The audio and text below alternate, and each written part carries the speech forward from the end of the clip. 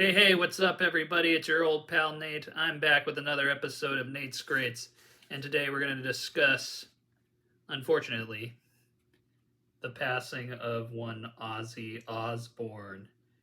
Passed away July 22nd, and whether you know the Osbourne's TV show or the music of Ozzy or his various other appearances in pop culture, some people know him from the song he did with Post Malone. And no matter where you came in, you know Ozzy. He's a fixture of pop culture. He's a fixture of the world. He's one of those key rock and roll symbols. And today I wanted to primarily focus on his solo music, but I have to acknowledge the fact that he was the singer for the original heavy metal band Black Sabbath. Without Black Sabbath, there would be no heavy metal, full stop. Everyone can argue Blue Cheer or Iron Butterfly, whatever. But to me, Black Sabbath is just they're the kings. There's no getting past the kings. Albums like this one and this one are true gems. My favorite Sabbath album is Volume 4. I think to me that's just masterpiece record. Best Sabbath song is on here, and that's Under the Sun, the final track on the record. To me, it's just a slow, doomy, apocalyptic tune. But Master of Reality is great. Opens up with Sweet Leaf, has After Forever, a Christian song for Black Sabbath, which is cool. Pseudo-Christian, Children of the Grave, Into the Void. The fucking riff of Into the Void could shatter the sun, son. That shit is still heavy to this day. Volume 4 has songs like Snowblind and Cornucopia, St. Vitus Dance. Jesus Christ. The riff to Tomorrow's Dream is just, it's like a launch of a fucking missile. It's great. But anyway, we're going to talk about Ozzy's solo career a little bit. We're going to talk about the first 3 releases from that solo career. And I just wanted to pay homage and say thank you to the Prince of Darkness. And I'll give my personal story of how I got into Ozzy. Anyway, this album came out in 1980. This is called Blizzard of Oz. It's a classic. It's mandatory heavy metal rock and roll. If you don't know this record, fix that shit. It's great. Opens up with I Don't Know. Blistering guitar work from Randy Rhoads. Randy Rhoads came from this, at the time, little-known band called Quiet Riot, joins Ozzy's band, and Randy's talented neoclassical... He did neoclassical guitar shredding before it was, cool and mainstream, and guys like Yngwie Malmsteen took it and did whatever they did with it. Randy did it first, and he did it the best. That's just my thoughts. So I Don't Know is amazing. It's followed by Crazy Train. It's an iconic song. If you just look at that song, forget about the fact that it's played at football stadiums all over the world, sporting events, high school gyms, whatever. That song is amazing. The bass playing, the drums, Lee Kerslake and Bob Daisley on that song. Sweet Jesus. Locked in. Tight. Randy Rhoads' solos are great. Ozzy's voice sounds awesome. All aboard! Ha ha ha ha! Iconic. Iconic. Goodbye to Romance follows this. It's the best ballad on the record. It's a great song. Then there's the beautiful acoustic number D. Following that is Suicide Solution, which some people say is about AC/DC's Bon Scott. Some people think it's about Ozzy himself. Either way, bitchin' song, great guitar solo. Then you have Mr. Crowley. That's another song that, it's got a cool keyboard intro, a little different for a rock song, and then it just gets really heavy. There's a couple great solos, including one at the end of the song that is just stupid good. And Ozzy sings his ass off on that song. No Bone Movies after that is there. It's okay. It's good. It's meh. Following that is Revelation Mother Earth. Scratch what I said about Goodbye to Romance. Revelation Mother Earth is the best ballad on the record. That song is awesome. And it gets heavy. And then it ends with Steal Away the Night. And this CD includes the bonus track You Looking at Me, Looking at You, which was a B-side. And then it has an acoustic-ish version of Goodbye to Romance. And it has a quick 1 minute isolated Randy Rhoads guitar solo. And the solo is pretty nice.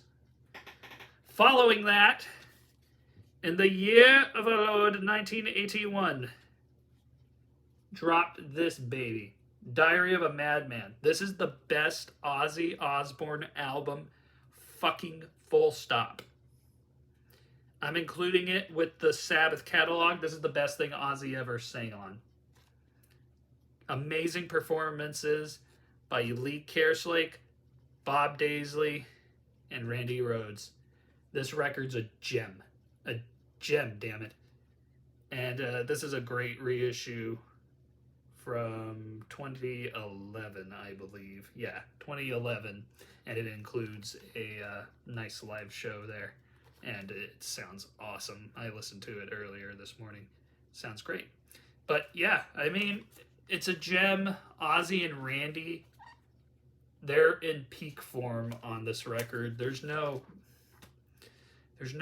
shortage of just power, sheer, unadulterated power on this. It kicks off with Over the Mountain. Holy shit, those drums. Great intro. And then bam, we're off to the races. Great guitar playing from Randy. It's just a killer. All killer, no filler. Following that, we have the amazing Flying High Again. It's my second favorite Ozzy song of all time. It's the song that got me into the Prince of Darkness and his music, and it's one of the songs that got me into heavy metal. It's great, and it's a great time for me to bring it up. So how I got into Ozzy was I was in middle school, and my dad was taking me to middle school, and my father straight up said out loud in the car, it was just me and him, he goes, "Hey, you want to hear something cool? Don't tell mom." And he puts on the album Tribute, which is a live album featuring Ozzy Osbourne and Randy Rhoads from this era of Ozzy's solo career. It was compiled from a bunch of different shows and things, and it was released with Randy Rhoads' name on it posthumously. And it's a great record, and my dad puts it on, and he puts it on the song Flying High Again. This is a number entitled Flying High, so keep on smoking them joints. And I was just like, whoa. And then it's kicked into the song, the bitchin' riff, the great drum part, the great singing, the bass playing, the thumping bass. And then, Mama's gonna worry. I've been a bad, bad boy. No use saying sorry. It's something that I enjoy. My dad cranks it up, and I walked into school with that blasting in the background. It was like getting a wrestling intro walk-up song from the Prince of Darkness himself. Been a fan ever since. So thanks, Dad. And, getting back to this record, after that is You Can't Kill Rock and Roll. Pseudo Ballad. Oh my God, it's amazing. One of the best Ozzy songs ever. It's got that great guitar part in it. Multiple bitchin' solos from Randy. It's just great. Even at the end of the song, there's a great guitar solo. And it's awesome. You want to turn up your stereo and hear it as it's fading out.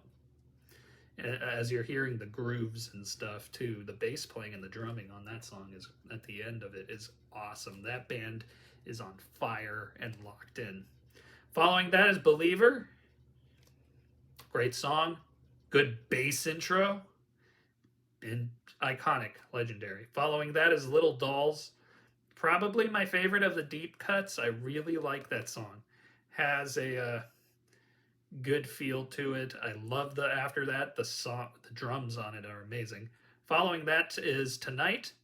Great song. Cool guitar parts. Bitchin' melody. Really, really great sort of pseudo ballad. Then you have Sato.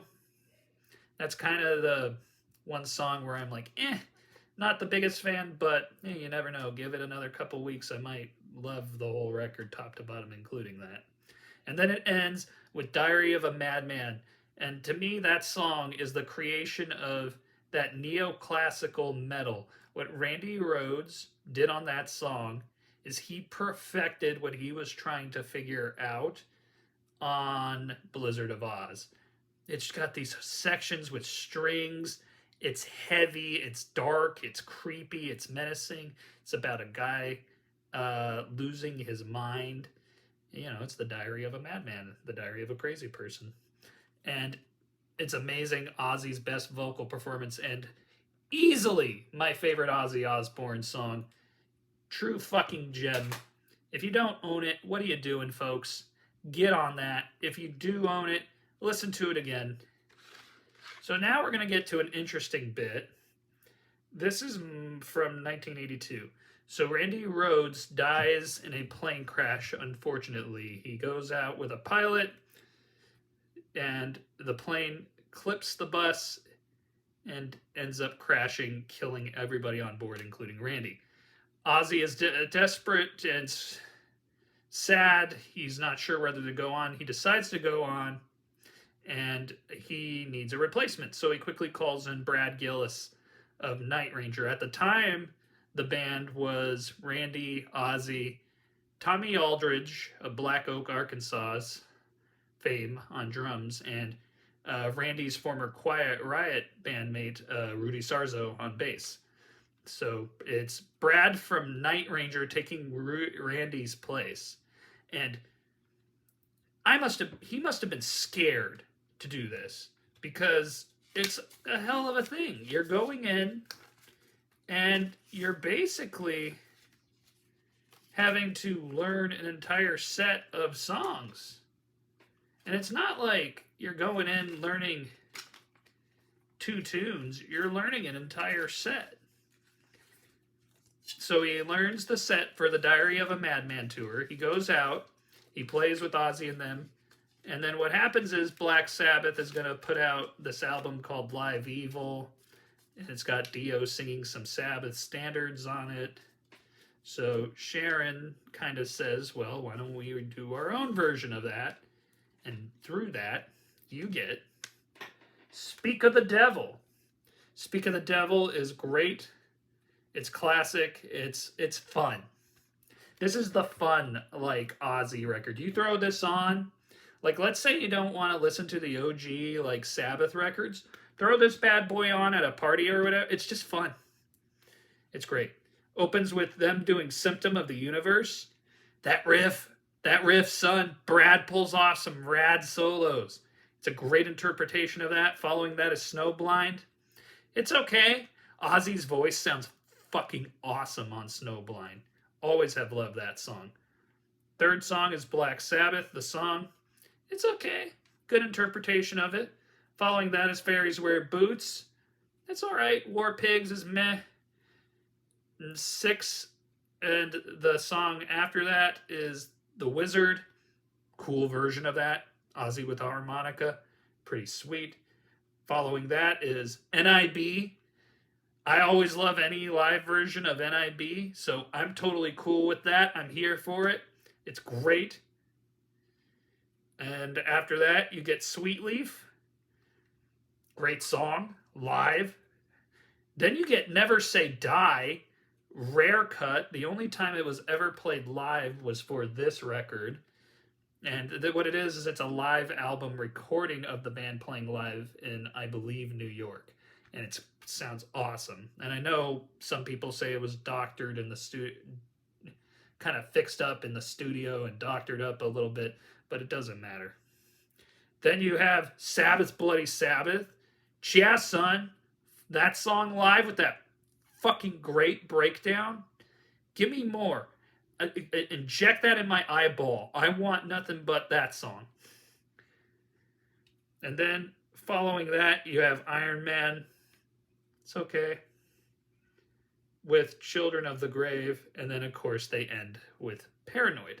Final song of the set. Ozzy says, good night, and bam, you're good to go.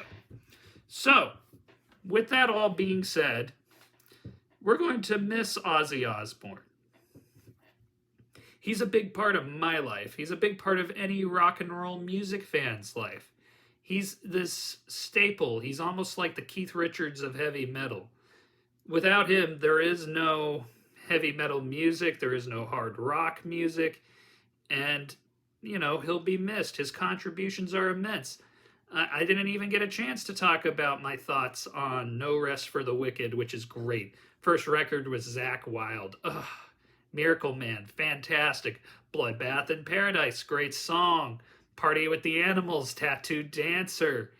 I mean, there's a million of them. I loved the Jakey Lee stuff, where like Shot in the Dark. That song is great from Ultimate Sin. Secret Loser from Ultimate Sin's great. Lightning Strikes is awesome. Bark at the Moon's great. Center of Eternity is cool. I like even the Gus G record, Scream, is great. The title track, Scream, Let Me Hear You Scream, is great. Soul Sucker's cool. I like Black Rain a lot. Songs like I Don't Want to Stop, Trapdoor is cool. And the only one I'm not wild about is I'm not really into... Oh my God, why am I... Down to Earth, never been a big fan of that, but that's just because it's ballad heavy. I still love it, certain songs on it. And then obviously Ordinary Man I think is great, and then Patient Number 9 I think is fantastic. It's a beautiful way to put a cap on a career that we're just going to miss you, Oz. Thank you so much for all of the music. I'm sending all of my love and prayers to the Osbourne family, Sharon and Jack and Kelly and all of the Amy, all of the extended family. Their dad and her husband's music has meant the world to so many people, including myself. So do yourself a favor, go listen to some Ozzy, crank that shit up, and in the words of our fearless leader Ozzy, let's go fucking crazy. Let the madness begin.